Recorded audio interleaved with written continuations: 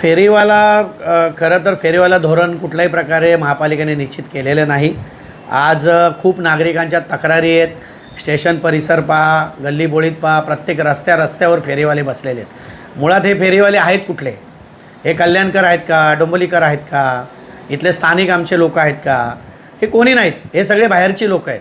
आणि याच्यामागे जे कोणी अधिकारी असतील, जे कोणी कर्मचारी असतील, जे कोणी तिथले स्थानिक लोक असतील, जे यांचे हप्ते वसुली करतात, असं आम्हाला कानावर आलेलं आहे. स्वतः फेरीवाले आम्हाला बोलले की आमच्याकडून रोज हप्ते वसुली केली जाते. तर अशा अधिकाऱ्यांवर आणि अशा याच्यावर 2 महिने नगरसेवक निवडून उद्या पूर्ण होतील. 16 जानेवारीला रिझल्ट लागला. 16 मार्चची महासभा उद्या आहे. तर या बाबतीत आयुक्त महोदय असतील, महापौर महोदय असतील, यांनी आदेश देऊन पण अधिकारी त्यांचा आदेश पाळत नाही. तर याच्यावर कारवाई झाली पाहिजे ना. या फेरीवाल्यांचं जी संघटना आहे त्याच्यामागे राजकीय नेते आहेत. म्हणजे खरं म्हटलं तर तुमच्या पक्षातील काही नेते आहेत, त्यावर तुमची नाही, ठीक आहे. सर्वच पक्षातले नेते फेरीवाल्यांसाठी लढत असतात. आनंदाची बाब आहे. पण फेरीवाला कुठं बसला पाहिजे, त्याचं धोरण निश्चित झालं पाहिजे आणि गोरगरिबाला न्याय मिळाला पाहिजे. पण तो कल्याण डोंबिवलीचा असला पाहिजे. आणि रस्त्यावर बसण्याची परवानगी तर कोणीच देऊ नये.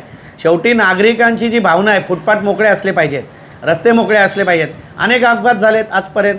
तुम्ही प्रत्येक एरियाचा जर लेखाजोखा घेतला, कल्याण डोंबिवलीमध्ये किती अपघात झाले या फेरीवाल्यांमुळे, किती वेळा वाहतूक कोंडी झालेली आहे. आज स्टेशन परिसरात तुम्ही जा, गल्लीबोळीत जा, त्या ठिकाणी लोकांना गाड्या चालवणं कठीण झालेलं आहे. डोंबिवलीमध्ये भाजप, माझं सांगणं आहे की आत्ताच 5 वर्षानंतर निवडणुका झाल्यात. आज बरोबर त्याला 2 महिने पूर्ण निवडून आलेला नगरसेवकांना झालेले आहेत. उद्या महासभेमध्ये हा 10 नंबरचा विषय घेतलेला आहे. आमच्या एका भाजपाच्याच नगरसेवकांनी घेतलेला आहे. तर या प्रस्ताव सूचनेवर उद्या मोठी चर्चा होणार आहे. आणि तुम्ही पाहताय की प्रत्येक लोकप्रतिनिधीची हीच इच्छा आहे की कुठल्याही रस्त्यावर फेरीवाले बसले नाही पाहिजेत. भाजी मंडई बनवल्या आहेत ना, भाजी मंडई बनवल्या आहेत. महापालिकेचे आरक्षित भूखंड आहेत, त्या ठिकाणी त्यांना बाजार लावू द्या ना. त्या ठिकाणी का नाही अधिकारी करत? याच्यामध्ये चांगभलं कोणाचं होतं आहे, मग तो कोणी असू द्या, तो अधिकारी असू द्या किंवा इतर कोणी असू द्या फेरीवाला म्हणून, यांचं चांगभलं जे होतं आहे त्याच्यासाठी हे फेरीवाले रस्त्यावर बसतात असा माझा आरोप आहे. हप्ते घेतले जातात यांच्याकडून 100%. तर किती पैसे लोक घेतात, किती पैसे खूप पैसे घेतात. म्हणजे आम्ही आकडा ऐकला तर आम्हाला चक्कर येईल.